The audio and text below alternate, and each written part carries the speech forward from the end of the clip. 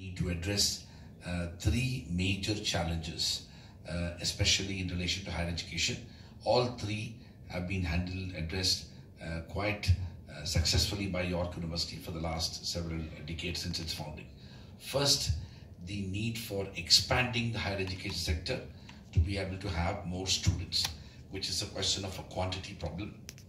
Our gross enrollment ratio is approximately 24%. We need to double it, and we literally have more and more students who need to come into higher education. But unfortunately, whenever one does that, we also suffer from quality deficit. York University has 55,000 plus students. It's a large university, yet is able to maintain high academic standards and is one of the world-class universities in the world. We need to imbibe that, and that is part of the vision of the National Education Policy, which is to address the issue of quantity, which is about expansion, and address the issue of quality, which is about excellence. The second major challenge that India is facing is that we have not been able to build world-class research institutions. This is again a major problem, because of which much of the Indian institutions are not being figured in the international rankings. York University has addressed this problem quite successfully.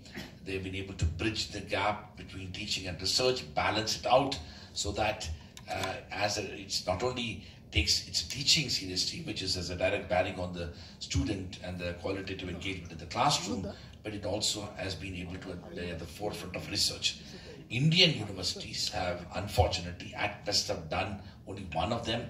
The research institutions have been historically divested from teaching institutions, be it the Indian Space Research Organization, the CSIR, and many other such institutions. And of course, teaching used to happen historically in universities and colleges. We need to change that and draw that inspiration from York and bridging the gap between teaching and research, but also recognize the importance of both, which obviously informs and shapes the other. The third aspect of what Indian universities needs to address is that we have a challenge of a large number of educated, unemployed youth. We need to recognize the outcomes of our education and how it can impact a livelihood of individuals. Again, York University has been able to do a fantastic job, not only through its career services and aspects like that, but also to infuse opportunities relating to entrepreneurship as well as other such initiatives, so that the outcome of education is tied very strongly to the work that happens outside, including in the community, career services, and things like that.